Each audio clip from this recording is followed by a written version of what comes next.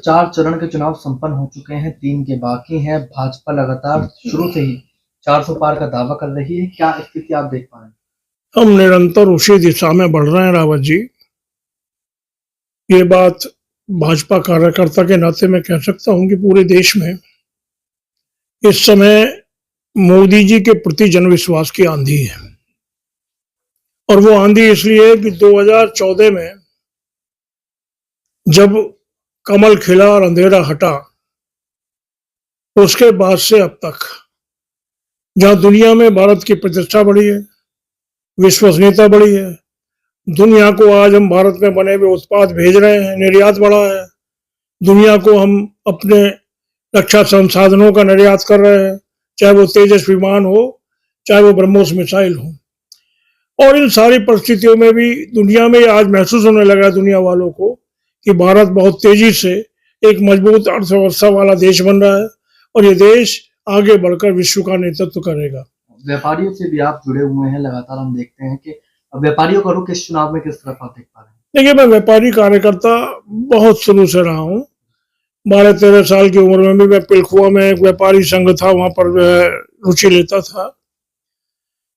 मेरा ही मानना है कि व्यापारी देश में कहीं भी हो, देश की वित्त व्यवस्था, वितरण व्यवस्था, परोपकार व्यवस्था, रोजगार व्यवस्था की रीढ़ है।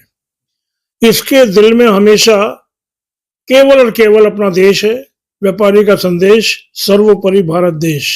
व्यापारी ने सदैव देश का हित चिंतक रहा है और उसी दृष्टि से मैं कह सकता हूं कि व्यापारी समाज, चाहे वो किसी भी जाति से जुड़ा हुआ हो, विशेषकर मैं ये कहना चाहूंगा वैश्य समाज से हूँ।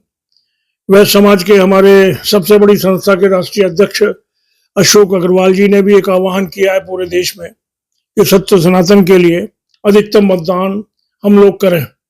तो ये एक विशेष अभियान हम लोगों का चल रहा है और मैं भी बहुत जगह गया हूँ, 9-10 लोकसभा क्षेत्रों में भी तो यहाँ होके आया हूँ और अभी फिर जाऊंगा 2 दिन बाद। तो मुझे लगता है कि पार्टी के हित में वातावरण बना हुआ है। देश मोदी जी और योगी जी को चाहता है। योगी जी ने उत्तर प्रदेश में जो व्यापारियों को दिया है उसकी कल्पना नहीं की जा सकती है। अभी तक 10 साल से देश के प्रधानमंत्री नरेंद्र मोदी देश का नेतृत्व कर रहे हैं, उनकी उपलब्धियों को लेकर आपका क्या? नहीं, उनकी उपलब्धि तो मैं बताऊंगा ही। मेरा साथ साथ ये कहना है कि योगी जी ने उत्तर प्रदेश में ओडीओपी के माध्यम से गांव गांव हर जिले में उद्योग लगाने का काम किया है। जिस तरीके से वो एक 40 लाख करोड़ रुपए का जो है अनुबंध हुआ है, उसके माध्यम से विस्तार हो रहा है। कहीं ना कहीं खुशहाली आ रही है।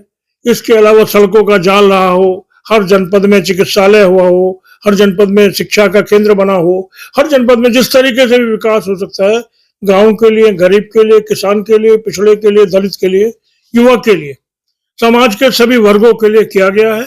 मातृशक्ति को सम्मान मिला है, आस्था को सम्मान मिला है, गौ माता को सम्मान मिला है, कांवड़ यात्रियों को सम्मान मिला है, सारे 30 क्षेत्रों का विकास हुआ है।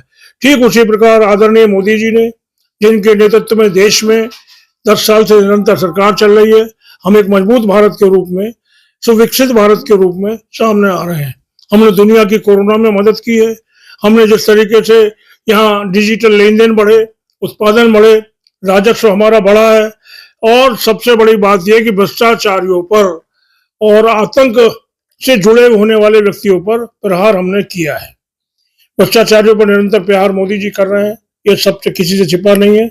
और मोदी जी का साफ तौर पे कहना है, ये देश सबका देश है, सबके लिए हम आगे बढ़ते हुए आगे बढ़ेंगे और इस देश को कैसे सुविकसित देश बना के हम आगे लेके चलें, सनातन संस्कृति का कैसे अनुरूप करें, राष्ट्रवाद की भावना के साथ अनेकों निर्णय हुए हैं। अमित शाह जी ने 370 का जो कलंक है मिनटों में मिटा दिया। सीए, क्या सीए किसी के विरोध में नहीं है। जो लोग कहीं दूसरे देशों में मजहब के नाम पर सताए गए, उनको नागरिकता देने के लिए है। नागरिकता हम दे रहे हैं, क्या दिक्कत है? अनेकों विचार ऐसे हैं। अब पीओके की बात है, हमारे माननीय गृह मंत्री जी, माननीय रक्षा मंत्री श्री राजनाथ सिंह जी और माननीय विदेश मंत्री, सबका यह संकल्प है कि पीओके स्वयं ही हमारे पास आ रहा है। पीओके भारत का अभिन्न अंग है, था और रहेगा। तो ये सारी चीजें देश को दिख रही हैं और देश समझता है कि हमें मजबूत भारत चाहिए, एक ऐसा भारत चाहिए मोदी के नेतृत्व में सारी दुनिया में पुनः भारत को सोने की चिड़िया बनाने की ओर ले सके। तो इसलिए सब जगह पूरी सफलता है। मैं समझता हूँ 75% सीटों पर पूरे देश में हम जीतेंगे। 400 के आसपास हमारी सीटें रहेंगी, 400 के पार रहेंगी, ऐसा लगता है। और अभी तक भी जैसे अमित शाह जी ने कहा है कि 380 में 270 सीट हम पा चुके हैं, उनका दावा निरर्थक नहीं होता। पूरी योजना के आधार पर, पूरी जो गिनती के आधार पर होता है, जैसे रिपोर्ट पीछे से आती है उनके आधार पर होता है। हम आगे बढ़ रहे हैं, आगे बढ़ते रहेंगे, यही हमारा कहना है, ये हमें आत्मविश्वास है। सब हम देख रहे हैं कि विपक्षी पार्टी के नेता जो हैं वो मोदी जी पर क्या नाम है हिंदूवादी नेता होने का आरोप लगाते हैं, मुस्लिम विरोधी का आरोप लगाते हैं, क्या कहेंगे? देखिए, ये उनका आरोप राजनीतिक आरोप है और कहीं ना कहीं मुस्लिम तुष्टीकरण करने के लिए लगाया जा रहा है। सब जानते हैं कि भारत के अंदर संवैधानिक व्यवस्था के अंदर केवल दलितों को और जो पिछड़ों को आरक्षण मिला है उसको मजहब के आधार पर नहीं दिया जा सकता। इन लोगों ने कुछ प्रांत में ये कोशिश की है, आगे भी इनकी कोशिश है कि मुस्लिम समाज को आरक्षण दिया जाए। तो अगर वैधानिक बात कहना है मोदी जी का जो गलत है तो वो बात गलत है, लेकिन कुल मिला के वो जरूरी है देश के विधान का पालन करना।